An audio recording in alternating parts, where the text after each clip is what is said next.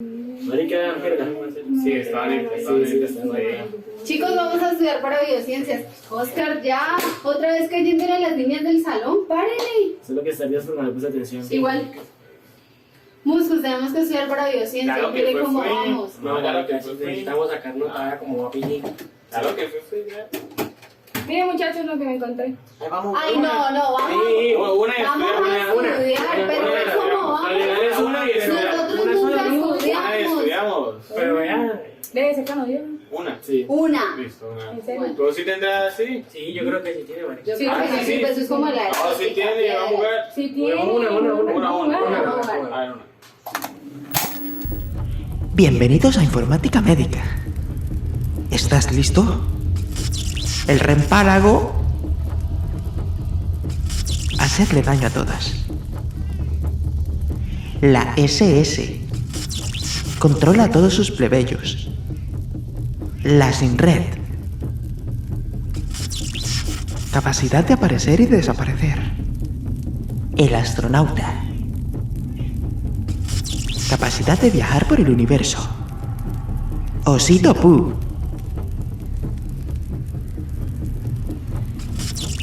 Tierno, pero peligroso. Hablemos un poco de historia. Esos aparatos se inventaron en el siglo XX, revolucionando para siempre la manera en que entendemos los procesos industriales, las comunicaciones, la sociedad y muchas otras áreas de la vida.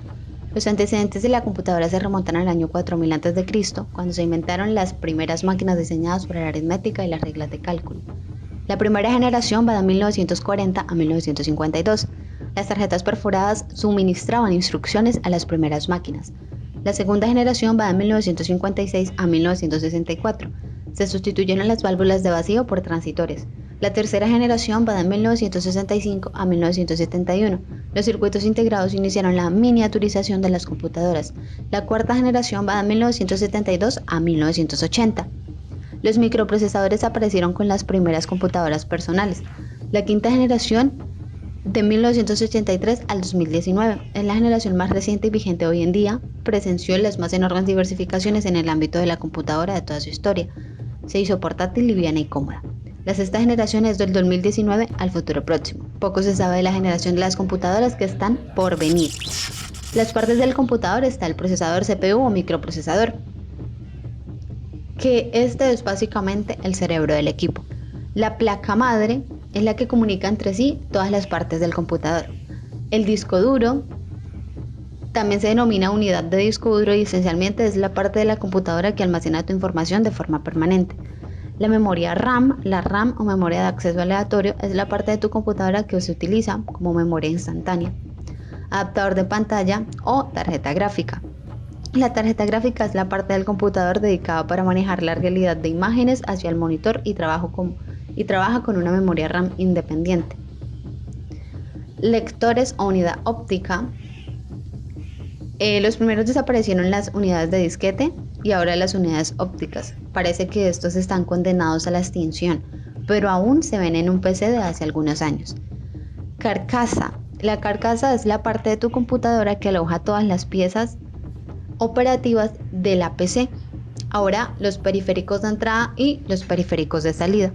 Los dispositivos periféricos de entrada son todos aquellos dispositivos que permiten introducir datos o información en una computadora para que ésta los procese u ordene, como el teclado, ratón, panel táctil, escáner de código de barras, escáner de código, sensor de huella digital, cámara web, cámara digital, entre otros. Los periféricos de salida son dispositivos que muestran o proyectan información hasta el exterior del ordenador, como el monitor de computadora, impresora, LED, visualizador, proyector de video, altavoz, auriculares, tarjeta de sonido, impresora de braille, impresora 3D, fax, entre otros. Entonces, vengo a comentarles qué son los conceptos básicos de la informática médica. Por ejemplo, el software. El software todos debemos saber que es un programa y rutinas que permiten a la computadora realizar determinadas tareas. Un sistema operativo es un conjunto de programas que nos permite manejar la memoria, disco o medios de almacenamiento de información y los diferentes periféricos o recursos de nuestra computadora. También están los archivos locales, donde se conservan en los documentos ordenados y clasificados, produce una institución o personalidad. La extensión de un navegador es un complemento que añade ciertas funcionalidades y características. También nos ayudan los medios de almacenamiento de material físico, donde se almacenan los datos que pueden ser procesados por una computadora, dispositivo electrónico y un sistema informático, el resguardo de información. Se conoce como resguardo de información a la custodia o preservación que se hace de algo. En este caso, la información se duplica y ya no está solamente alojada en un disco de la computadora, sino que también la podemos consultar en un CD o en un DVD. Una página web es un conjunto de información que se encuentra en una dirección determinada de Internet. Un sitio web es el conjunto de archivos electrónicos y páginas web referentes a un tema en particular, que incluye una página inicial de bienvenida y generalmente denominada homepage. Que el HTML, el lenguaje HTML, Hypertext Markup Language, se utiliza para el desarrollo y creación de páginas web. Se compone de una serie de etiquetas que el navegador interpreta. Entre las etiquetas que se incluyen dentro del lenguaje HTML se encuentran hipervínculos, etiquetas para imágenes o saltos de páginas, entre otros.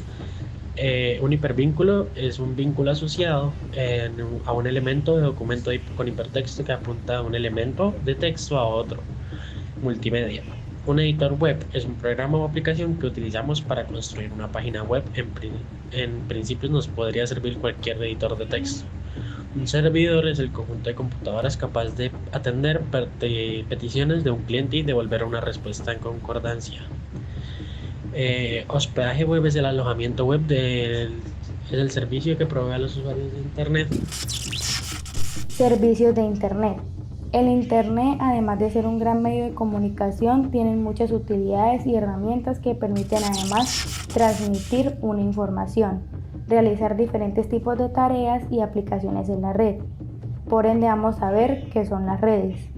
Las redes son un número de sistemas informáticos conectados entre sí mediante una serie de dispositivos, gracias a los cuales pueden compartir información en paquete de datos. Los protocolos de comunicación. Esto es un sistema de reglas que permiten que dos o más entidades se puedan comunicar entre ellas para así transmitir una información. Servicios de mensajes. Este es aquel servicio que posibilita enviar y recibir mensajes. Esto principalmente se hace por medio de usos electrónicos y así recibir la información. Métodos de información de Internet. Estas son las bases de datos que contienen información sobre cientos de miles de páginas de Internet y allí nos puede facilitar el proceso de localización. ¿Qué son los buscadores generales? Los buscadores generales es una búsqueda de herramienta indispensable porque permite navegar por el vasto de la web, es decir, permiten navegar por medio de páginas de la web. Por ejemplo, tenemos Google, que es una herramienta de motor de búsqueda por excelencia y que es súper reconocida. ¿Qué es la URL? Esto es un mecanismo usado por los navegadores para obtener cualquier recurso publicado en la web, es decir, es el localizador de recursos uniforme. Búsquedas y sitios web. Profundización en Internet. Tiene como objetivo facilitar el acceso a información sobre un área específica, actuando como una localización fundamental para acceso de recursos de Internet o recursos identificados, entre otros medios. Estrategias de búsquedas de internación. Indicar una frase exacta utilizando comillas. Excluir términos para hilar más finos. Repetir términos no es redundante. Buscar un sitio específico. Buscar solamente archivos PDF. Buscar definiciones. Usar comodines. Buscar sitios similares o uno conocido. Criterios de valorización de la información. Fiabilidad, validez, exactitud, autoridad, actualidad y puntos de vista. Aplicaciones en medicina. Daily Runs for Doctors, Medscape, Hippocrates, Prognosis, Your Diagnosis, Skyscape, Medical Library, Johnson Ambulance First Aid, The Access Dictionary Medical y Drug Dictionary. Otras bases de datos científicas. BookMed, Scopus, PsychoDoc y Skin Info. Libros digitalizados. Un libro electrónico, libro digital o ciberlibro, conocido en inglés como e-book, es la publicación electrónica o digital de un libro, aunque a veces se define como una versión electrónica de un libro impreso. Algunos libros electrónicos existen sin un equivalente impreso.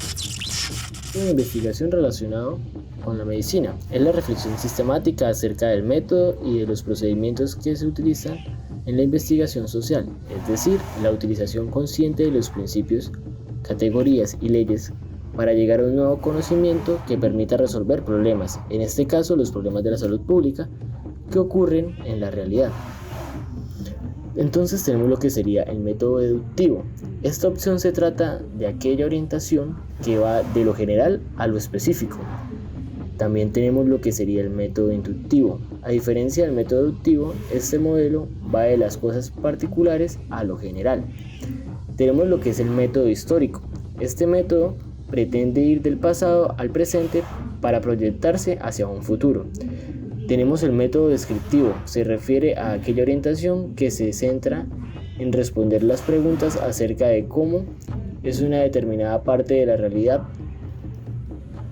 Tenemos el método explicativo. Al seguir este método se intenta, además de considerar las respuestas al cómo, se centra en responder, digamos, lo que es la pregunta ¿por qué es así la realidad? O ¿cuáles son las causas? Esto implica plantear hipótesis explicativas, así como un diseño explicativo. Tenemos, por último, el método experimental. Se trata de una orientación que a partir de la ya descrito y explicado, se centra en presidir de lo que va a pasar en un futuro. Si en una situación de la realidad se hace un determinado cambio, sobre la base de las respuestas al cómo y al por qué, como premisa se afirma que si se hace el cambio, sucederá tal cosa. Bibliografías digitalizadas. Esto es un servicio de bibliotecas y centros de información que ofrecen a sus usuarios para que realicen consultas a través de la Internet. Estos datos funcionan sin importar el estilo de cita que elijas. Principalmente debe de tener 5 importantes componentes. Primero es el nombre del libro o el título, el nombre y apellido del autor, el año por el cual fue editado, la ciudad donde se editó y la editorial como tal. Portales médicos. Un portal médico es un sitio web para su atención médica personal. Esta herramienta en línea lo ayuda a dar seguimiento a sus consultas a proveedores de atención médica, resultados de exámenes, facturación, recetas y más. También puede enviar correos electrónicos a su proveedor a través del portal. Foros de discusión. Un foro de salud es un foro de discusión en línea donde se tratan temas relacionados con la salud. En este tipo de discusiones intervienen tanto pacientes como profesionales de la salud de todas las áreas. Se plantean todo tipo de preguntas online y se responden por la misma vía. Es una buena fuente de información y también sirve para despejar dudas y hacer consultas. Grupos de noticias de medicina. Es la posibilidad de que todas aquellas personas que posean conexión a la red expresen sus inquietudes, preguntas y novedades para que el resto de los usuarios en el mundo puedan no solo leerlas, sino que también contestarlas y comentarlas. Lista de correos. Es una lista de un grupo de destinatarios a los cuales se les envían correos automáticos a los miembros de la lista. Esta lista posee un buzón de correos propio, el cual es utilizado por los miembros del grupo. Por este motivo, los correos permanecen en la lista de correo y no llegan directamente a los buzones privados. Email como herramienta de actualización. El correo electrónico, también conocido como email, es un servicio de la red que permite mandar y recibir mensajes como múltiples destinatarios o receptores, situados en cualquier parte del mundo. Teleconferencia. La teleconferencia es una tecnología que permite el intercambio directo de información entre varias personas y máquinas a distancia a través de un sistema de telecomunicaciones. Términos tales como conferencias en audio, conferencia telefónica, también se utilizan a veces para referirse a teleconferencias. Existen 5 servicios distintos de teleconferencia. Está la multiconferencia, que permite establecer una comunicación telefónica entre 2 o más usuarios geográficamente alejados entre sí. Está la audioconferencia, es un servicio que permite la comunicación mediante voz de 2 personas alejadas geográficamente, además de fácil o imágenes estáticas, aunque tiene la limitación de no poder transmitirlo a la vez con la voz. Esta comunicación se hace en tiempo real y en 2 sentidos. Bidireccional, utilizando la red telefónica básica y el término usado en una sala integrada. Teleconferencia audiográfica. Presenta mejoras respecto a la audioconferencia. Permite la comunicación de voz con alta calidad y otras facilidades al mismo tiempo. La red que soporta este tipo de servicios es la Red Digital de Servicios Integrados. Videoconferencia. Es el servicio que permite la comunicación bidireccional simultánea, es decir, en tiempo real, persona a persona o grupo a grupo, con la diferencia de que no solo se transmite voz, sino que es la posibilidad de la transmisión de un video y, opcionalmente, imágenes fijas, datos, textos y gráficos de grupo. Videotelefonía. Es un servicio audiovisual bidireccional que permite la comunicación de personas a personas mediante voz e imágenes, aunque también puede admitir transmisión de datos en tiempo real. Introducción a la telemedicina. ¿Qué es la telemedicina? Busca mejorar la salud de un paciente permitiendo la comunicación interactiva en tiempo real entre el paciente y el médico profesional a distancia. Esta comunicación electrónica conlleva el uso de equipos de telecomunicaciones interactivas que incluyen como equipamiento mínimo el audio y video. Origen. El origen de la telemedicina está indisolublemente ligado al de las telecomunicaciones, es decir, el envío de información a través de largas distancias por medio de señales electromagnéticas. Fue a principios del siglo XIX cuando apareció el telégrafo que permitió la comunicación a grandes distancias. Principales áreas de la telemedicina: teleasistencia, teleconsulta, teleradiología, teleeducación sanitaria. Estas son las principales áreas de la telemedicina. ¿Qué es la telecomunicación? Es la búsqueda de información médica o asesoramiento por personal médico, local o externo, utilizando tecnología de información y telecomunicación. Puede desarrollarse entre pacientes y profesionales de la salud o entre estos últimos.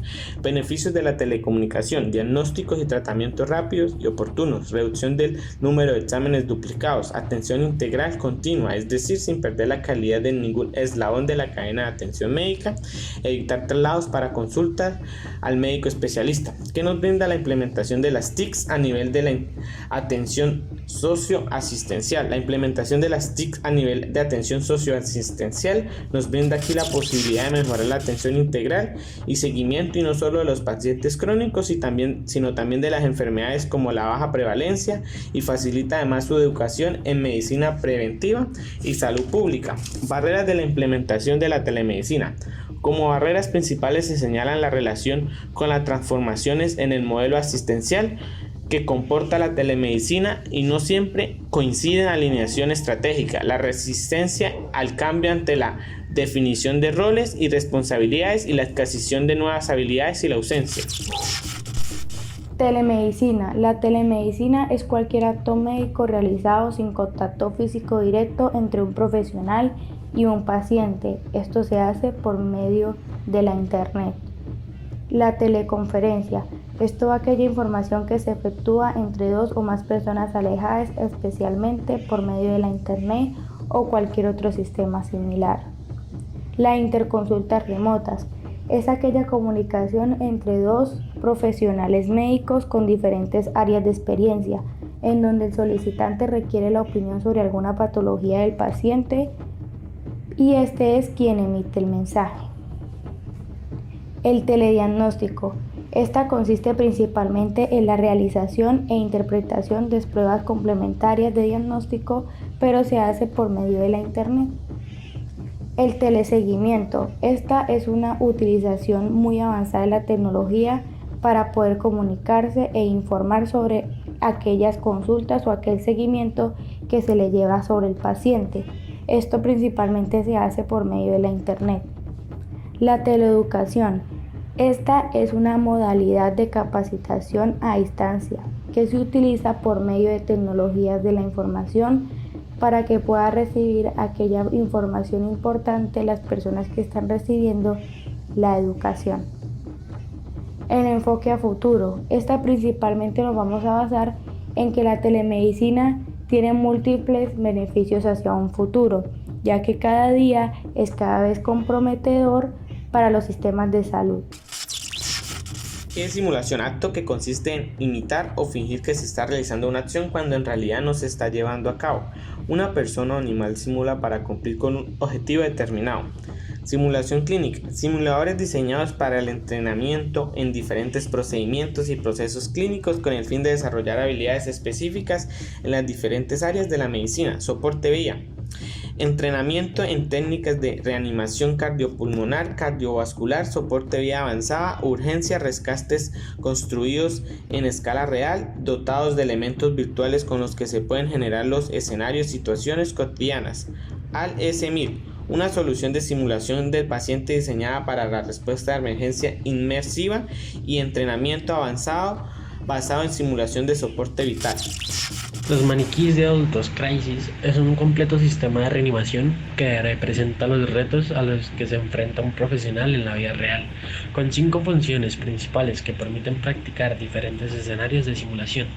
Los juegos PHTLS de partes moldeadas, este kit de simulación de víctimas con enfoque con traumatismos en la cabeza y el pecho, consta de heridas con correa y adhesivos de muchos otros kits de simulates. Su propósito es aumentar el uso de los instructores PHTLS. La simulación de pacientes avanzados o simuladores de gama avanzada de alta fidelidad y totalmente fisiológicos enfocados a proporcionar todo lo que necesitamos en un simulador para enseñar las habilidades fundamentales de las prácticas en enfermería y medicina que los profesionales podrían llegar a requerir alguna vez. Patologías relacionadas con el uso de la computadora. Síndrome de la llamada imaginaria, o también conocido síndrome de la vibración fantasma, es la sensación táctil de que el teléfono móvil está vibrando sin que realmente esto ocurra. Dependencia de los videojuegos en línea consiste en el uso excesivo o compulsivo de videojuegos hasta el punto de interferir con la vida personal y las actividades diarias del sujeto que los utiliza. ¿Qué causa esto? Los hábitos de vida solitarios. La nomofobia es un trastorno que surge en el siglo XXI. Este trastorno se define como el miedo a no estar en contacto con el teléfono móvil o smartphone. ¿Qué causa este trastorno? El aburrimiento, la soledad, la inseguridad y más que todo se da en jóvenes. Daños en el sistema nervioso. El abuso de la tecnología puede traer consigo daños que resultan irreparables en el sistema nervioso central, como el vértigo, fatiga, insomnio u otros trastornos del sueño. Problemas oculares. Mirar una pantalla del ordenador es diferente a leer páginas impresas y normalmente requiere que nuestros ojos trabajen más. Dorsalgia, malestar físico que se produce en cualquier parte de la columna o la espalda que va moderada a incapacitante. ¿Qué causa esta dorsalgia? El dolor de espalda puede tener causas que no se deben a una enfermedad subyacente, por ejemplo, realizar demasiado ejercicio, levantar peso, estar sentado o acostado durante mucho tiempo, dormir en una posición incómoda o usar una mochila inadecuada. Tortícolis. Se trata de una contracción muscular prolongada que afecta a los músculos del cuello, lo cual genera dolor y provoca que la cabeza se voltee o rote hacia un lado. El dolor muscular se localiza en las zonas del cuello, pero puede subir a la cabeza o bajar a los hombros o espalda. Las causas es por motivo genético, o sea que es de forma hereditaria, por problemas del sistema nervioso, por la parte superior de la columna o los músculos, por una mala postura o un movimiento brusco que cause una lesión muscular. Tenemos la cervicalgia. Es el dolor en la región cervical que puede extenderse al cuello, cabeza o a las extremidades superiores, que limita los movimientos y que se puede acompañar de difusión neurológica. Las causas. La cervicalgia puede presentarse debido a una mala postura, un traumatismo. Esto provoca una tensión involuntaria en los músculos del cuello, que a su vez provoca un bloqueo de las vértebras cervicales. Estos bloqueos vertebrales, si se mantienen en un tiempo, pueden provocar un dolor crónico por desgaste de las vértebras. Las cataratas. De acuerdo con la Dirección de Alimentos y Drogas FDA, los microondas producen calentamientos a los tejidos debido a la radiación.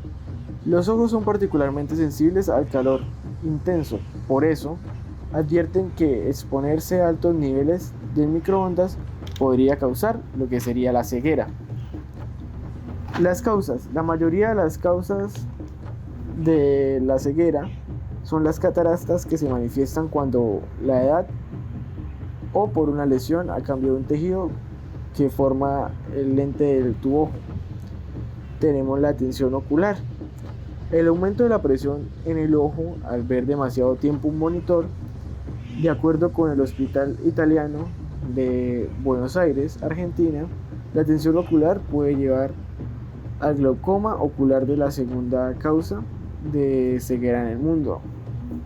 Algunos tips para tratarlo es tratar de despejar los ojos del monitor por lo menos durante 5 minutos o voltear hacia otro lado y evitar verlo durante 5 minutos. Fue el mejor viaje de mi vida. Sí. Sí. Marica, ¿y Lázaro?